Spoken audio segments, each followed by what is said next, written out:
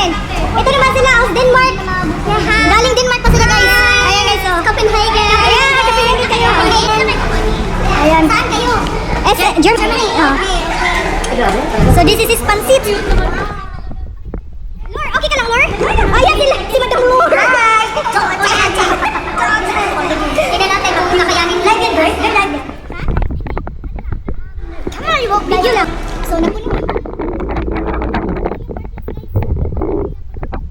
supporter ni Duterte. So, yung iba galing pa ng Switzerland, galing Italy, galing, ano pa yun? Switzerland, Italy, Belgium, UK, ganyan. So, saan na yung survey nyo na, saan na yung survey nyo na 29% lang yung, approve or disapprove kay Duterte at saka 72% yung approve sa, sa Pangulo ni Duterte. Sige na, mag-live na rin ako.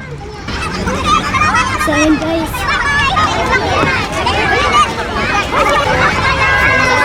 Super dami natin talaga. Hindi na magana kayo since Monday close. Hindi talaga is. Yung assembly is 11 o'clock pa. Ako nakita na rin ni Juna. Ayan! Saan ka sa mga anak nyo? Wala nga. Sama sila baby. Hindi na ako. Excited! Wado! Asan siya?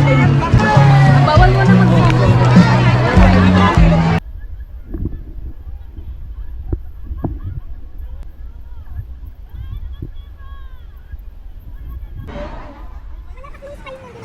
O sige na!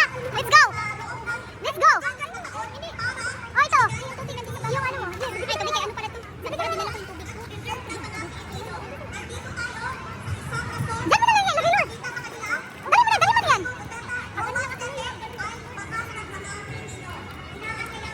So ayan guys, papasok na kami. Nahuli kami kasi nag-CR pa. Kung kailan pasok, papasok na. Saan ka pa nag-calling calling easy. Bakit Alex? Man! Ay, dito na natin ayusin ay! Dito natin ayusin! Sub-Sahara ng Mindanao!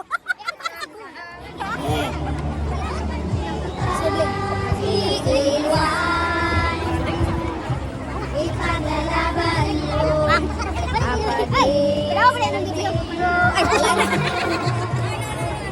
Ipaglalaban natin.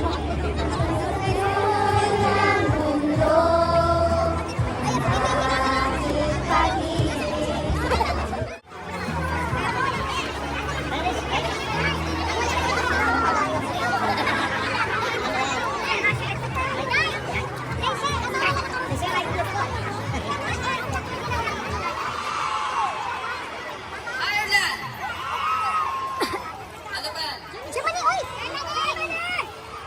Italy! Italy ka sila, oh! Grabe, oh! Taga-Italy ka sila! Meron din Switzerland, France! Norway! Finland! Belgium! Iceland! Babalikan kami para makuha mo. France, tapos na. Kami! Honduras! Honduras! Wow, Honduras? Really? May taga-Honduras? USA! Germany! Grabe, Honduras. So, Germany! Pilipinas! Ibalik si Tatay Digong! Yes! Maraming salamat po.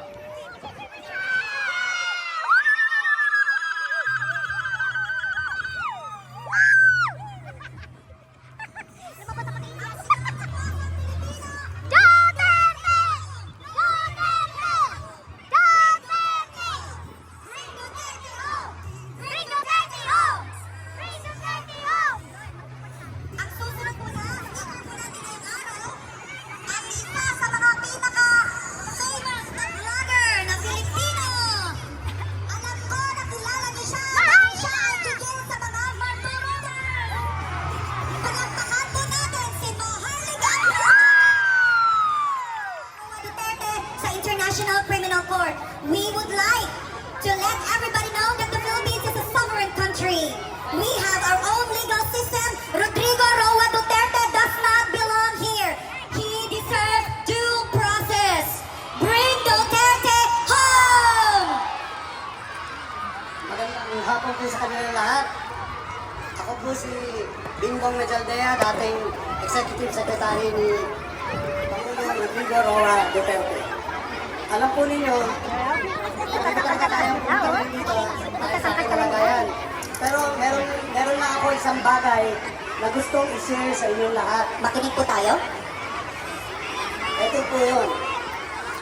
Tinatawag nila ako na best friend ni Duterte. Hindi. Ang tunay na best friend ni Duterte, ikaw. Kayo. Alam ko po yun dahil sa 6 na taon na pagsilbi niya bilang Pangulo ng ating bayan, iisa lang ang kanyang kaibigan. Ang kaibigan niya ay ang taong Pilipino. Kayo. Mahal niya kayo. Isa lang ang hihiling ko. Pagdasal niyo lang siya at suportahan natin itong laban na ito na dapat kung kailangan may hustisya, dapat ibigay sa ating bayan. Yun lang po. Maraming salamat sa inyong lahat at sabay-sabay tayo pagdasal si Pangulong Duterte. Salamat po. Duterte!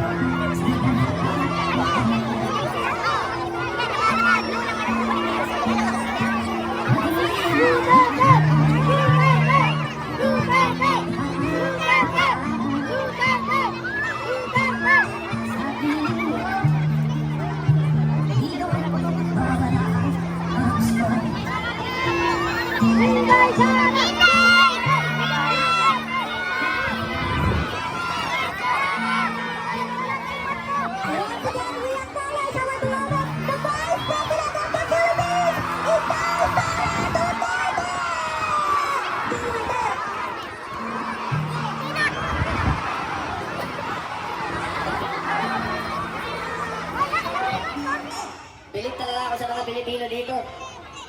Ang init. Napaka-init ngayon. Nung mga nakaraang araw, nung bagong dating kami, nanginginig kami. Ngayon naman, napaka-init. Isuot ko, ang init. Eh, napaka-init pa ng pagmamahal nyo, kaya sold na sold.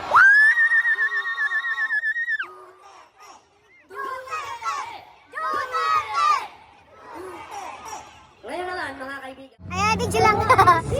Tingnan na, lunch na kami. Gutom kami. Walang baon naming rice, chicken.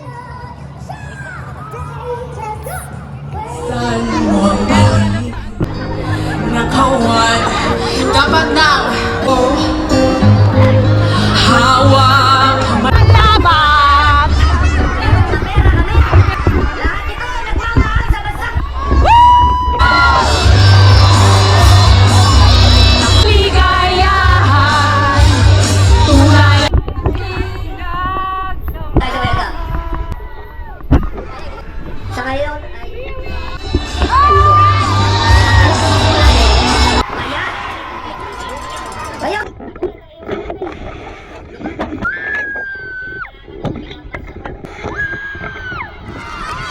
Ma'am, bidyohan ko kayo, ma'am. Taga-saan kayo?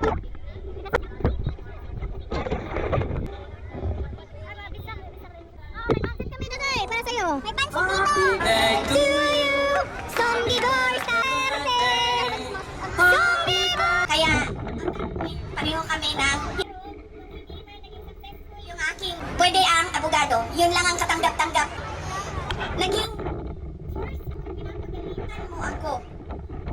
Dahil nalaman ko masabihan nung sakit na nararamdaman ng law school.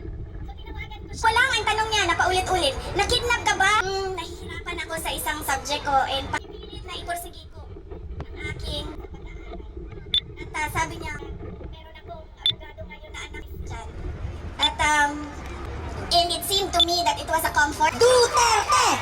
Inday Sara! Sabi lang ka ba uwi ng Pilipinas? Anong din sa kanya? Inaayos ko lang yung system. Ito din, ano din, may patang. At huwag siyang pumunta dito hanggang hindi Davao City. Tumigil na siya sa